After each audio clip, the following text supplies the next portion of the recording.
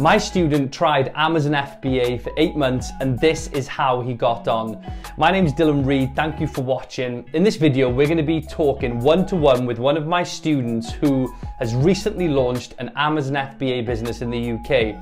He's going to be sharing with you his revenue, his profit, and many of the obstacles that he faced along the way, as well as a roadmap for you guys to get an understanding of how he did it. So if you enjoy the video, please like and comment below any questions that you've got, and I'll see you guys in the next one.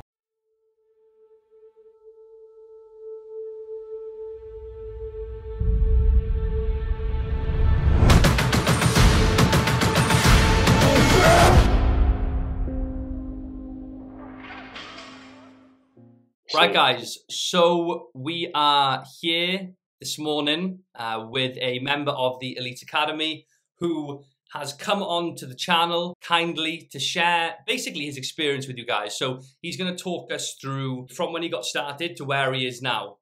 We're not going to go too much into that obviously right at this second. He's going to explain that to you as we work through the interview, but pretty exciting stuff. He's absolutely smashed selling on Amazon FBA UK, and I thought it would be helpful for you guys to get some insight into what he's doing. So I suppose, Abe, we'll start off with a little introduction to yourself, really, you know, and we'll go from there. Yeah, no worries. So my name's Abraham, 22, from UK, and I'm an Amazon FBA seller. Top man. And so FBA seller, just firstly, right, we might have some people watching this video who are thinking, what the hell's an FBA seller, right? So what does that actually stand for? What does it mean? Like, what does that entail? Is that full-time, and what does it mean? So I do it part-time, hopefully potentially full-time in the future. So FBA is fulfilled by Amazon.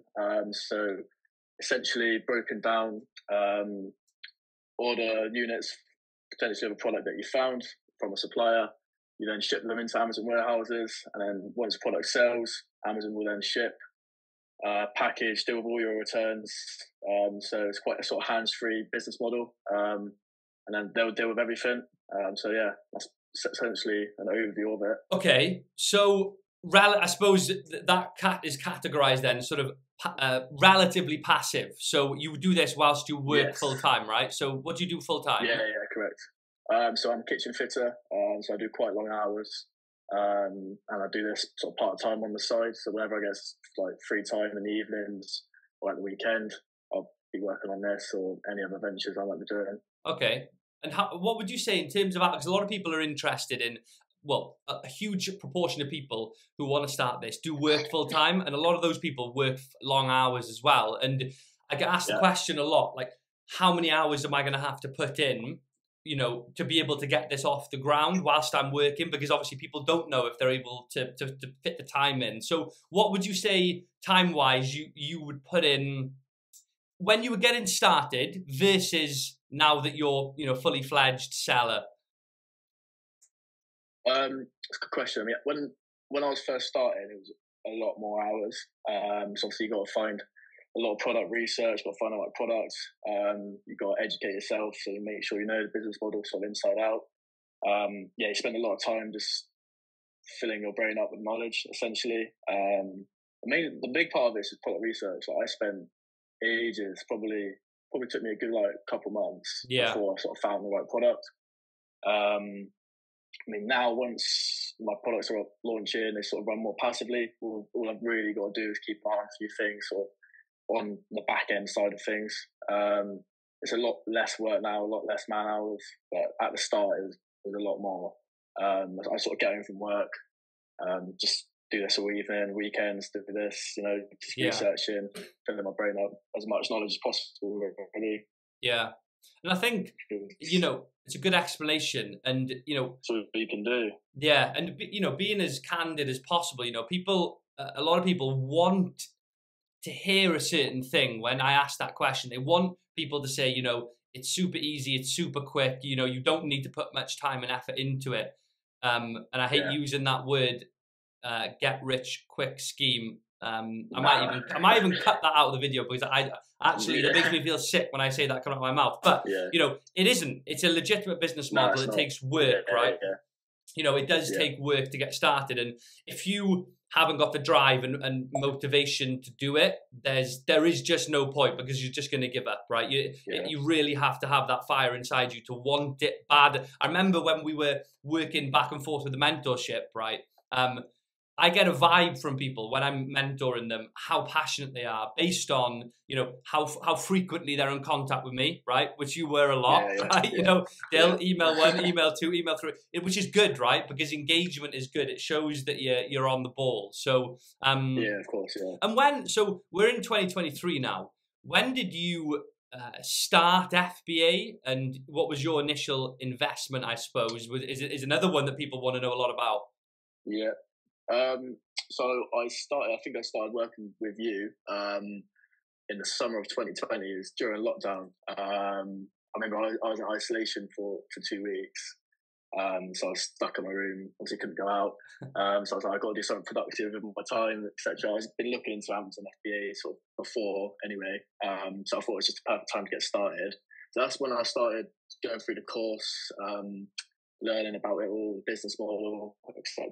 So that was summer 2020. Yeah. And then it probably took me about a year and 6 months before I fully launched. Yeah. About that.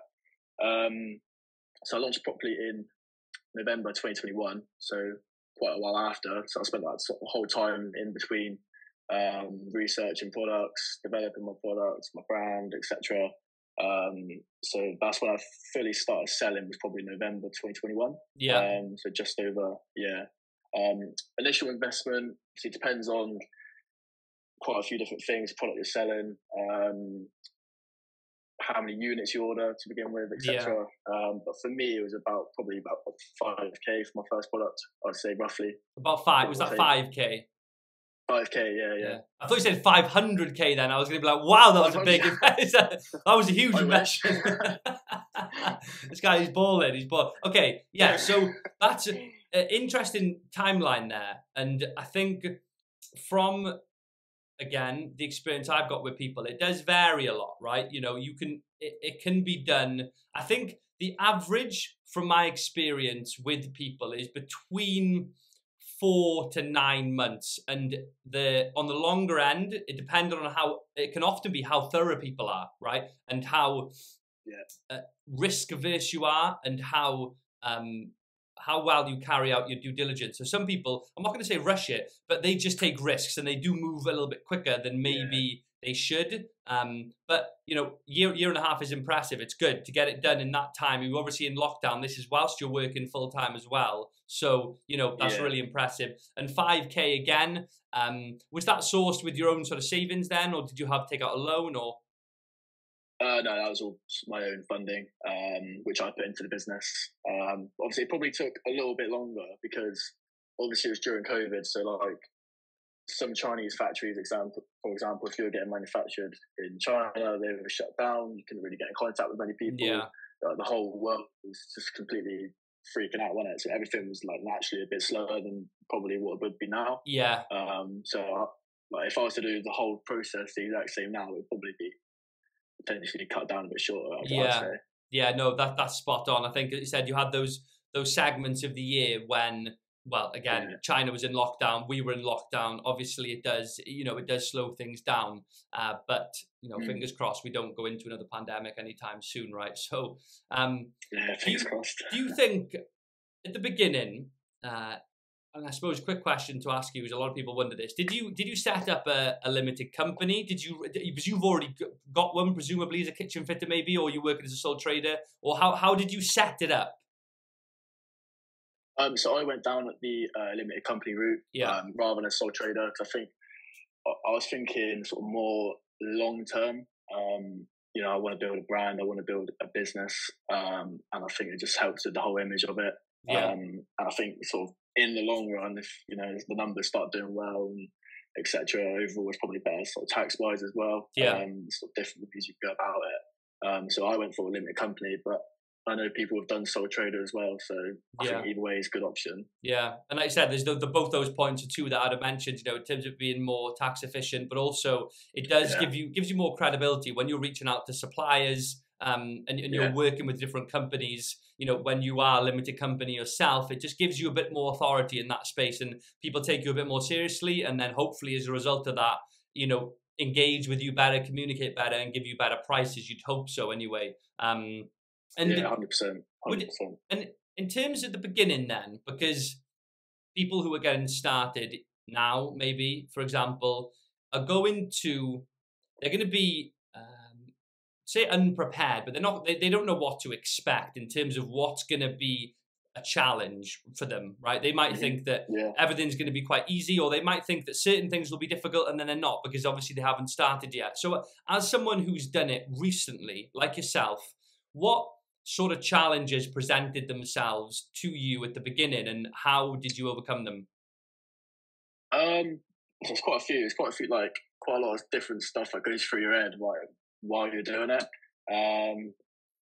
Obviously, the first thing sort of was COVID. Yeah. Again, like I mentioned, slowing everything down, and there's different challenges. But that was just sort of that was out of my hands. I couldn't really do anything about that. It's just a time scale of when things would get back to normal. Another challenge is sort of like the risk part of it, I would say. Sort of, it's the unexpected, isn't it? It's the unknown. You don't really know what's going to happen. You don't know whether you're going to succeed. You don't know whether it's going to fail. It's sort of like the risk of almost it not going well. Yeah. You sort of end up doubting yourself at times, especially if you have like family or friends or whatever telling you, it might be a bit risky or etc. But yeah, you just got to just do it, really. That's the only way you're going to find out. Yeah. And do you feel like that I suppose that's a big thing for people, right? Is what if it doesn't work, right? And you could say that about so many different things. And I think that mindset, although it's completely normal to think like that, it can just hold you back in so many different ways. If if you're not willing to try things, a lot of the time failure is how we grow and how we learn, right? We put ourselves in uncomfortable situations to grow. And starting a business like what you've just said there was you putting yourself, or an online e-commerce business, because obviously you've got your own business, but you were putting yourself outside of your comfort zone with something that you didn't know was going to work, did you? I mean, you didn't know. You might have hoped it was going to work. You might have envisioned that you were going to get there, but ultimately there was no certain outcome of it other than you knew you're going to work your ass off. And I suppose that leads to another question about this, which, do you feel like your motivation and your sort of drive was what countered that sort of thing that was holding you back with the risk thing? What pushed you past that to think, you know what, I'm doing it anyway? Yeah, 100%. I mean, I've always sort of been motivated to sort of run my own business, especially online. It's a lot easier. Well, not easier, but it's a different sort of business model in terms if you're running something like a shop, for example. It's a lot more hands-free. And that was something I definitely wanted to sort of explore. So I knew there was great potential with it. But yeah, obviously it depends on like different circumstances. Like for me, being quite young, I didn't have much responsibility over my head. So for me, it was sort of a no-brainer to get into it. And just do my best, do my hardest. But for example, if you've got a mortgage, kids, etc., I'd understand why the risk is completely different. But everyone's got their own different situations. But yeah, I mean, I was very motivated to get started. I mean, as soon as I started working with you, that was it. God, something clicked in my head. I was just like, I'm doing this properly, and it's gonna go well. So I mean, I doubt myself a little bit, like just because you just don't know what you're going into to begin with. But as soon as I started sort of going through your course, speaking with you, emailing you, sort of back and forth, sort of getting confidence and sort of seeing other people with your mentorship do well, sort of gave me confidence, and I was just like, it's going to work. So yeah. And do you think at that point, right at the beginning, you say you were motivated, right? And other than wanting to have an online business, was there anything deep inside you, like what really made you want to run an online business? What about it, what gave you the drive? Was there any reason, like financial, or in terms of how you wanted to live your life when you were a bit older? Yeah, I mean, definitely sort of like the freedom side of it. Like if it got to the point where I could do it full time, that'd be amazing. You know, I love traveling as well, so allow me to travel, see the world while sort of running the business online. That was a big part of it. Obviously, the financial part of it. I mean, online's definitely the way forward. The internet's completely just took over everything. There's so many people making money out there, especially online. So I knew there was an opportunity, and I knew there was an opportunity to grow and make it bigger as well. So yeah, definitely probably freedom and financial were the main motivations of it, 100%. And moving on from that, I suppose a lot of people again are wondering. A lot of people are wondering lots of different things, right? But one of the things is how, because we haven't talked about your revenue yet, or your profit that you made from your FBA business since you started, and it hasn't been running that long, and you've smashed it. But people wonder, how do you find these products, right? Have you got any advice for people who are looking for products to sell now? And how did you find your product? What did you, what did you use? Yeah, so I actually found my product using software called Helium 10. So Helium 10's got a load of different tools on it, product research tools, so keyword tools. The list goes on. There's a load of different stuff you can do on it. But I use the product research tool. Essentially, you just goes through Amazon. You can put a load of filters on it, so like weight, review ratings, price, etc., and it just shoots out a load of products. And sort of go through them, check every product against your checklist, and obviously the product that I'm currently selling was on there, and that's how I found that one. My second product was not. It was sort of through that. I expanded on the brand, so it's the same sort of product. So I didn't actually use any research tools for that because I knew the product existed. Yeah. And it just ticked all the boxes sort of straight away. So that's how I found my product. There's loads of different ways you can do it. It doesn't have to be Helium 10 or Jungle Scout or any other software. I mean, you could literally walk through your house and look at every single item in your house and see if it sells on Amazon. It's as simple as that. Yeah, yeah. And so there's different ways. And I think, like you said, and it tends to happen a lot, is that people may initially use software to find their product and validate the idea, and reading all the different data points that they're able to provide you to help you choose like revenue and sales and reviews and things like that. But a lot of the time, product 2, 3, and 4 stem from the experience and exposure they get to other products within their niche that they've launched product 1 into. That happens so much. And I've had a student recently who built a business and has just sold it for just about $1 million. And they did exactly that. So, they launched a product initially and then just expanded the brand within the niche without using Helium 10 or Jungle Scout or, AMZ Scout, and have just, have exited. And, you probably know that person, Neil, and he's one of the group experts in the Academy mastermind group. But yeah. And what advice would you, if you've got any advice to give someone who's just starting product research, what would it be? Get creative. Definitely don't just rely on the softwares, because everyone's got access to the softwares. Everyone's going to be seeing the same products essentially. So like even like TikTok and Instagram now is just it's so good for product research. I mean, if you type in on TikTok like TikTok made me buy it or trending products, and you just go through each video and then check in sort of if it sells on Amazon, you're guaranteed to find something that ticks all the boxes. It might take a while, but definitely guaranteed to. You're not going to find it straight away. But like I said, for me, it took like 2 months, I think, roughly, probably in and about that, to find my first product. But the first one you find ain't going to be perfect. Probably won't be the one you're going to launch either. So, I mean, how many times did I message you with products I did? And you were like, a lot. It's not the one. I was like, all right. So, just don't give up, really. It does take time, but at the end of the day, it's for the good, isn't it? If the more time you take on it, hopefully the better it will be. Yeah.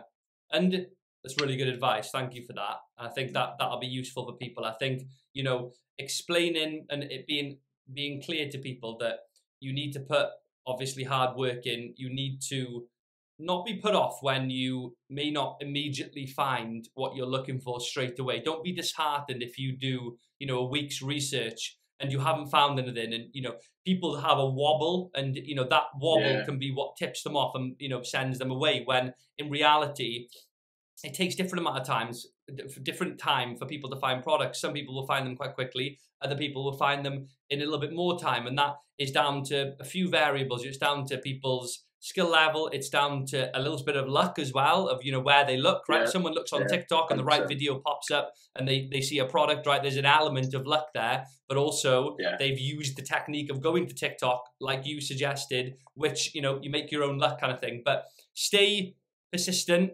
don't give up, and appreciate that it may take some time, which is okay, right? And try to, I suppose, ground yourself around, if you are part of a training course, or if you've got your own material that you study, just get as much information as you can to help you look in the right places. And you need to know how to spot a good product, right? If you don't know how to spot one, you're looking aimlessly, you've got no idea whether you've seen an awesome product and you've just gone straight past it because you don't know what you're looking for. So make sure you know what you're doing, I suppose, is what I'm trying to say, when you're conducting your research. And 100%.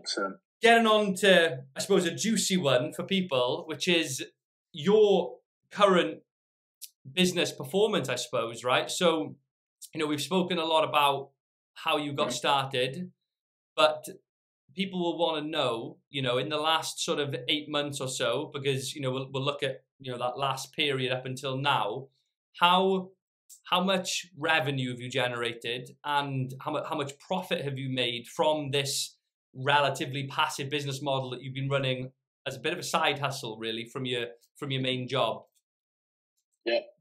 So probably within the last 8 months, I'd sort of count properly, because the first sort of couple of months when I launched, there weren't that many sellers, just because of a few reasons, ran out of stock. And obviously when you launch, it's always a bit harder than when you first get going. So probably within the last 8-9 months, about 60,000 in revenue. Wow. Okay. So close to the six figure. What's that? Sorry. Getting close to that 100K club then. The big 100. Yeah. Very close. Getting there. Profit's probably around 20-25% ish. Obviously, at the start, it was a bit less because I was ordering sort of less volume. The more sort of volume order with my supplier, we've arranged it so the price per unit goes down, sort of economies of scale. So the first 4 months, probably around 20%, and then the last 4 months, probably up to 25%. So that's what we're looking at profit-wise. So that's about 18K then, is it? So 60K, 20% is 12, about... Or 15, 15-ish, 15-ish K, which, obviously I money... haven't done my accounts yet. So. And obviously, like, money is relative, right, to the person. Some people, that isn't a huge amount. Some people, that's an absolute life-changing amount. For you, what does it mean for you? Are you sort of like cashing that out and with what you're doing, or are you keeping it invested in the business, or how are you operating at the moment? So I'm reinvesting every single thing I've got to put in, even sort of reinvesting sort of my own money into it still, because I want to keep growing it. Just want to keep pushing.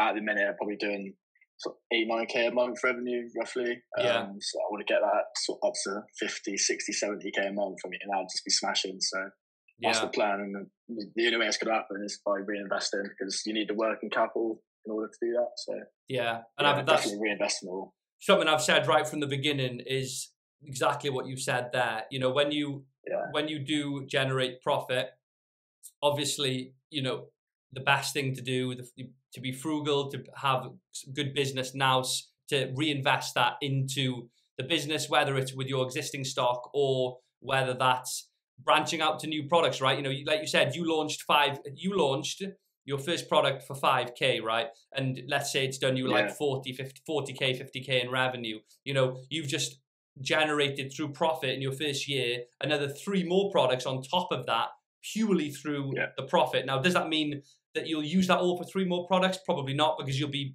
replenishing stock. But there will be a big chunk left over that you could go and spend on, clothes and holidays and blah, blah, blah. But obviously we know that that's an easy way to make a big slip up at the beginning, because it can go a long way, that amount of money. Yeah, 100%. I mean, even if you're just sticking to one product and you keep reinvesting, you know, you're going to get unit prices cheaper if you order more units, etc. So even then, you're still doing yourself a favor. And if you want to launch more products, then even better, because you're going to get more revenue, more profit. And you get to the point where you've got 9-10 products all flying off the shelf, and you're in a good position. So I suppose you're, like you said, you're doing just shy of 10K a month now, consistently. So you are, in theory, running a 6-figure business now, because you know that's 120K roughly. Well, exactly if you're doing 10K a month, but a little bit less. You know, over 100K a year. And with running a business like that, I suppose you're going to have visions, right, of where you want to take it, because you've taken a decision, right, which has turned into an idea, which has turned into something tangible that's now generating 100K, right? That's all come from you, right? You could be sitting here now watching YouTube videos thinking, man, you know, I wish I started that in 2020. I'm going to do it now. And now is a great time. But, you know, you took the decision and now, you know, you've got to where you are and you're doing really well. But I suppose you've probably got bigger visions now, because doors open more doors and you see more opportunities. Where do you see the business going? Where are you looking to take it, and how are you going to get there? That's a good question, actually. Definitely. So I've got 2 products selling at the moment. Definitely want to get that another 2-3 this year. Need to get some more capital behind me in order to do that. But we'll do that. So that'll hopefully bump it up quite a bit. But the goal is to, you know, just grow it as much as possible. End up taking profits and the salary out from that. I mean, that's the end goal. Essentially, just grow it as big as possible. The sky's the limit, isn't it? So yeah, absolutely. And I think, you know, with the sort of figures you're doing now, you know, I would say it's realistic to be able to 2x that in the next 12 months. You know, we could be speaking in a year and you're doing 200K, and obviously your profit, you know, your profit's looking more like 50 or so then, which would put you in that position, you know, to be able to do those things you've just spoken about. And I suppose that leads on to another question that is really important for people, and I always suggest getting professional advice on this topic around branding and trademarking more specifically. But if you know, are serious about a brand, having a trademark is important, whether, you know, you've got one now, we'll talk about it, or whether you're in the process of getting one or will get one. It's going to give you a lot of security around the brand, you know, from competitors, hijackers for your listings, authority on Amazon, features that they're able to offer you with their brand registry protection, but also exiting and selling, right? You're not going to be able to do that realistically if you haven't got those measures in place. So with your brand, how did you go about, firstly, deciding on the brand name? What did you think about, and how did you do it? And also, did you trademark it, and how did that happen? Yeah, so the brand name, I always think it's good to keep it sort of relative to the product you're selling. So have some connection between the brand name and the product. So mine has a connection to it. I sort of thought of a catchy name, put my first letter of my name, so A, start that in front of obviously my brand name. And that's how I came up with it. I sort of just came up with it, but there are websites you can type in, like brand name generator. I've actually used that for the third product I'm about to launch. I'm just getting samples and stuff now. So that's how I found that brand name. Just using the brand name generator. There's loads out there, they're all free, and they're all pretty decent. So yeah, there's loads of ways you can do it, but I just came up with it and then used that brand name generator. That's how I did it. In terms of trademark, I did trademark it. It was more of a reason that someone was trying to hijack my listing rather than I think I remember speaking to you about it. So that was the reason I actually went for it. But I probably would have done it anyway, to be honest, because it's just good for the brand. Like you say, if you want to sell, it's always good to have trademarks. It's easier. Just registers the brand a bit more. So yeah, I do have a trademark. I think it's important if you really want to grow a decent brand, a big brand, to have these in place, just because it just adds a bit of depth to it. And yeah, there's nothing bad that's going to happen. It's only going to improve your brand and your business, isn't it? So it's a no-brainer, really. And with your listing, we talked about the features that a trademark offers. It basically getting a little bit more into detail with it, but if you're trademarked, you're able to register that brand with Amazon through their brand registry and access different features, one of which is A+ content, which enables you to have infographics, photos, throughout embedded in your listing. And have you got to the stage where you've done that, or are you planning on doing that? I haven't got to the stage of doing that actually, but I am. It's something I apply for within the next few weeks. It's on my list to get through, because it definitely makes a big difference, especially on that listing page. That's the difference between maybe someone buying a product and someone not. It's just that few more infographics, pictures, information. Yeah, that's all it takes really. So it's definitely something that I'm going to look into. 100%. Yeah, absolutely. I'm surprised I haven't done it sooner, to be honest. Yeah, well, the thing is, mate, there's so many things to do. There's so many things to do, especially when you're juggling with work and things like that as well. But like you said, it can help increase conversions. And guys, by conversions, obviously we mean traffic to the listing converting to a sale. So people are going to convert to a sale if they are, they like the images, they like the price, they like the product, how it comes across, the branding, obviously we spoke about, and those things come with time. So, at the moment, your focus is on growth, and it's on staying in stock, and it's on lots of different things, obviously running multiple businesses. And I suppose when we're talking about your focus now, how are you managing to delegate between the two businesses? Like I've always struggled with I'm a bloke, right? Multitasking isn't my strong point, right? And I've learned to multitask quite a lot because I've got lots of different businesses that I run now, and I've got a family and got lots of things going on, right? How do you manage to delegate between the two with tasks and like stay focused with your, when you're in work? Are you just thinking about FBA, or when you do an FBA, you thinking about your other job? Like, how does that work? It's definitely a balance. I mean, I work quite long hours because I work obviously in the trade industry. So I'm always going up to London. I'm also based in Wiltshire, so not close to London at all. So doing a lot of long hours. But yeah, it's always on your mind. Amazon FBA, like wherever I am, it's always so I just get an idea and think about it, jot it down. I'll do this later, etc. It's always in the back of your mind. I think if you run your own business, you want to sort of understand that it's always something in the back of your mind. You're never really going to switch off from it. Yeah. But it's doable. I mean, you can do it. It's you all get the same sort of hours to do stuff, and you just got to work through it. So whenever you're back from work, instead of just watching Netflix, I chose to do this instead. So yeah. It's definitely doable. And you'll reap the rewards for that later on, like you said, with the sort of time flexibility. The vision that you spoke about, being able to scale the business up, essentially adding new products and putting yourself in a position in the future, which, I mean, it's realistic, because if you're doing sort of 20 odd K, 25K profit now, in 5 years, if you're doing 100K profit, you are going to be able to take a salary from it. And then what that'll enable you to do then is, instead of having, again, if it's optional to obviously different people, but all those hours that you're in work can then be divided up into different ways of spending that time. So some of that time then can be rediverted to FBA, time that you haven't got now to do product research and to grow the brand, because obviously you're working within, a bit of a restricted time periods throughout, the week around your work. So, and as well as that, it'll give you that freedom of time in the other. Imagine you're working 8 hours a day, you might put 4 hours into FBA,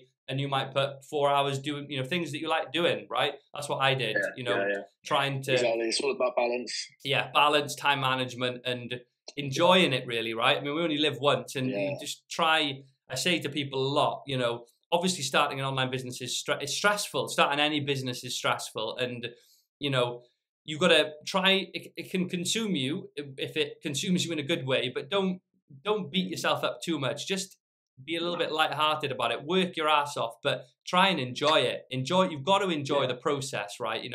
I say that with everything, whether it's my training, work, really try to practice enjoying the process rather than just, grinding through it to get to an end result, because, I don't know, you want to be able to enjoy your time. If you enjoy it more, you're you're gonna do better essentially Of because course you're you gonna do are. something you enjoy. Of course If you you're are. building something for yourself, I think you're always gonna put potentially more effort into it rather than someone working for someone else. So 100%. I Build your think own dream, right? Build your own definitely dream rather enjoy than it. someone else's dream. And Exactly. I suppose just before we finish, did you, because I haven't asked you this, did you have any online experience with setting up a business before, or was this like completely new to you?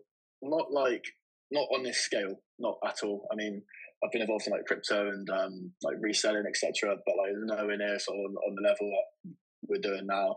So yeah, I mean, in terms of Amazon FBA and we're contacting suppliers and sampling and all that sort of stuff, yeah, it's completely new. I mean, all new. Not done anything like this before. Yeah, which again demonstrates, that and I say this a lot to people, It's doable, yeah. Yeah, it's doable. Like, again, is it doable? Is it feasible? Is it realistic for people who've got no experience doing it, who may be starting from a blank canvas? And I think as long as you put the work in terms of your learning, obviously you took the decision to join the Elite Academy. Not everyone will. A lot of people will do it on their own, do lots of research, which is viable, right? You've just got to go and put more hard work in and make sure you're finding the right info and just learn as much as you can, build your knowledge around the subject to get the results. So, but yeah, mate, I mean, carry on.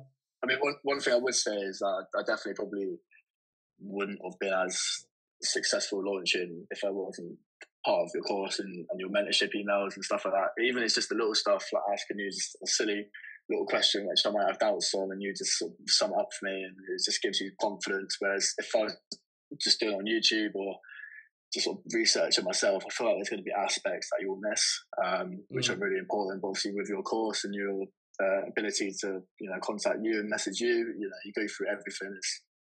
It's a good recipe for success. Yeah, to help. So I appreciate that. I appreciate that. It does help massively, 100%.